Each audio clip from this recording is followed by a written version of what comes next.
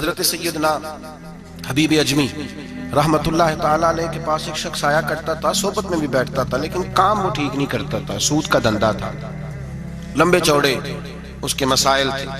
حالانکہ ایک ہی بیٹی تھی، وہ بھی دونوں ٹانگوں سے معذور تھی، دونوں ٹانگوں سے معذور، بڑے حکیم طبیب دکھائے لیکن بچی کو شفا نہیں ہوتی۔ شخص بھی اپنے مزاج کے لحاظ سے اچھا نہیں تھا۔ کہتے سویرے سویرے آیا تو کہنے لگا حضور مجھے توبہ کرا دیں، آج کے بعد نہ جھوٹ بولوں گا، نہ حرام کھاؤں گا، نہ شراب پیوں گا۔ تو کہتے ہیں جتنے لوگ بیٹھے تھے کان کھڑے ہو گئے، کہا تجھے کیا ہوا؟ کہنے لگا 11-12 سال کا نوجوان آیا مجھے توبہ کرا گیا، چڑھتی جوانی، 11-12 سال 14-15 سال کا بچہ مجھے توبہ کرا گیا۔ تو کہتے ہیں ہم محو حیرت ہوئے کہ اتنا سا بچہ؟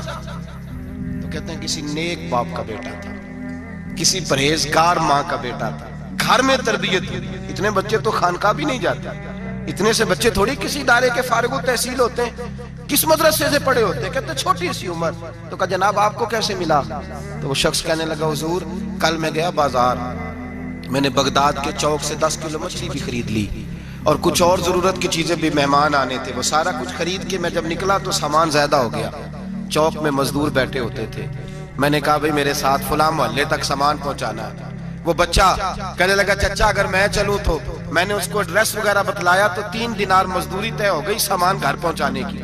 کہتے میرے ساتھ وہ نکلا اور جب رستہ طے کرنے لگا تو رستے میں گرمی بڑی سخت تھی، ظہر کا وقت تھا، ذرا ہم نے چند قدم اٹھائے، 2-4 گلیاں گزرے تھے کہ اذان ظہر کی آواز آنے لگی۔ تو کہتے ہیں بڑی منت کے انداز میں، بڑی گزارش کے انداز میں میری طرف دیکھا، عمر چھوٹی سی ہے، کہنے لگا چچا اگر اجازت مل جائے تو میں ظہر کی نماز پڑھ لوں۔ کہتے ہیں میں ایک جگہ پھٹے پہ بیٹھ گیا اور گپے کرنے لگا، سامان وہاں رکھا، میں نے کہا پڑھ لے نماز۔ کہتے ہیں بچہ نماز پڑھنے چلا گیا، باقی لوگ دیر سے آئے، وہ نماز پڑھ کے جلدی آ گیا۔ میں نے کہا بیٹے تو جلدی آ گیا ہے؟ کہنے لگا اس لیے جلدی آیا ہوں کہ آپ یہ نہ سمجھے یہ کام چور ہے، میں نے نفل چھوڑ دیے ہیں، فارغ ہو کے پڑھ دوں گا۔ کہتے ہیں سامان اٹھایا، رستے میں گرمی شدت کی تھی، اس کا پسینہ بہنے لگا، میں آگے بڑھا، میں نے کہا بیٹے سامان تھوڑی دیر کے لیے مجھے دے دو، گرمی زیادہ ہے۔ کہنے لگا چچا کسی کا تربیت یافتہ ہوں، کسی نے ٹریننگ دی ہے، کہا ماں باپ نے کہا تھا حرام لقمہ گھر نہ لانا، کہا بات کیا ہوئی؟ کہنے لگے میں آپ کو نہیں دے سکتا، اس لیے کہ 3 دینار مزدوری گھر پہنچانے کی طے کی ہے، اگر آپ اٹھائیں گے تو پھر میں پیسے پورے نہیں لوں گا۔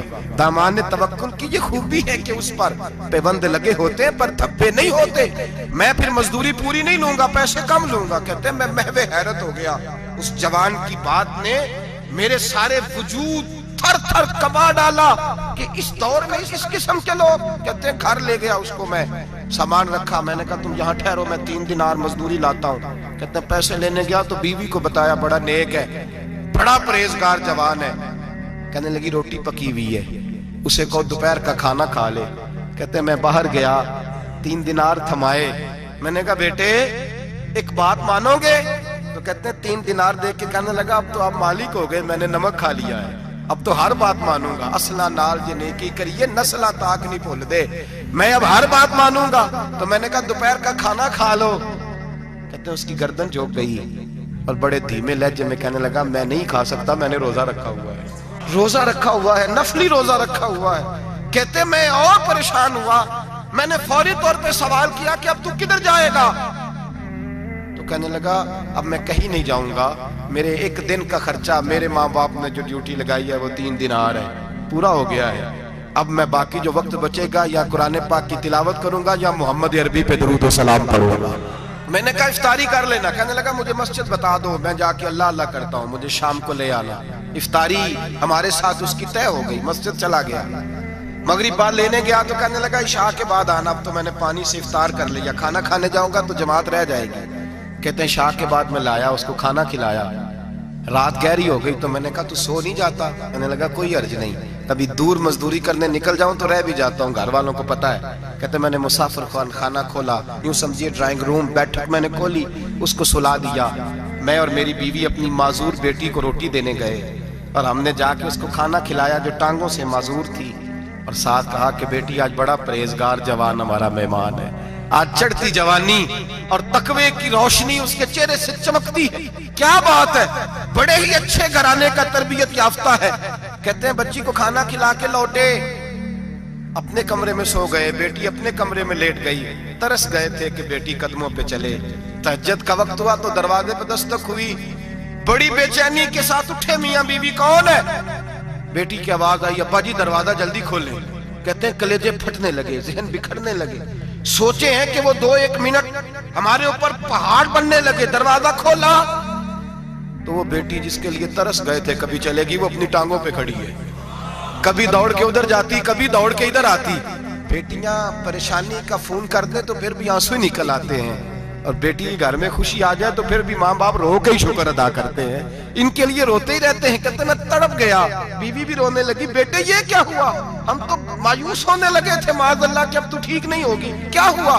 کہنے لگے ابا جی اماں جی آپ نے بتایا نا نیک جوان آیا ہے، نیک آیا ہے، تو میں آپ چلے گئے تو میرے دل میں خیال آیا اے اللہ اگر وہ واقعی نیک ہے تو اس کے صدقے مجھے شفائی عطا فرما دے۔ یا ایھا الذین آمنوا اتقوا اللہ وابتغوا الیہ الوسیلہ، اے اللہ صحت ہی دے دے۔ کہتے ابھی میری دعا بھی پوری نہیں ہوئی کہ میرا وجود حرکت کرنے لگا، اور یہ دیکھو میں اٹھ کے کھڑا ہو گئی ہوں۔ کہتے ہیں ہم لوگوں نے یہ دیکھا تو بھاگے اس کے کمرے کی جانب، جب دروازے پہ ہاتھ رکھا تو دروازہ کھل گیا، آگے گئے تو پلنگ خالی تھا، ایک رکا چھوڑ گیا ہے۔ کہنے لگا مجھے پتا ہے میری حقیقت کھول گئی ہے، میں تو اللہ کا بندہ ہوں، اگر تمہیں مجھ سے ذرا بھی پیار ہو گیا ہے تو پھر میرے پیچھے نہ بھاگنا، اللہ کی بارگاہ میں جھک جانا، پھر گناہوں سے توبہ کر لینا۔ کہا وہ تربیت یافتہ جوان آیا ہے اور مجھے بدل گیا ہے۔ میرے بھائی ماں باپ کی ذمہ داری اولاد کو نکھارنا ہے، ان کو سنوارنا ہے، روزی روٹی کی ذمہ تو اللہ تبارک و تعالیٰ نے لیا ہوا ہے، جو ڈیوٹی اللہ کی تھی وہ معاذ اللہ ہم نے اپنے ذمہ لے لی ہے۔ اولاد کو رزق حلال کی تربیت کریں، انہیں حکم دیں کہ وہ ہاتھ نہ پھیلائیں، انہیں کہیں کہ وہ محنت کر کے کھائیں، لیکن اصل تو ان کا اخلاق سنوارنا ہے۔ بچے ہمارے ان کی پوزیشن اتنی خراب ہو جاتی ہے، ہم لاڈ پیار میں اتنا ضدی کر لیتے ہیں، جب جس بچے کا ماں باپ کے ساتھ گزارا نہیں، بتلائیے وہ بیوی کے ساتھ گزارا کرے گا؟ جس کا ماں باپ کے ساتھ وقت نہیں گزرتا وہ بہن بھائیوں کے ساتھ گزارے گا؟ جس کا ماں باپ کے ساتھ وقت نہیں گزرتا وہ کولیگز کے ساتھ وقت گزارے گا؟ کس طرح وہ اپنے آپ کو، میرے نبی کریم سید عالم صلی اللہ علیہ وسلم نے ڈیوٹی لگائی کہ ماں باپ اپنے بچے کی تربیت کریں، انہیں اللہ سے جوڑیں۔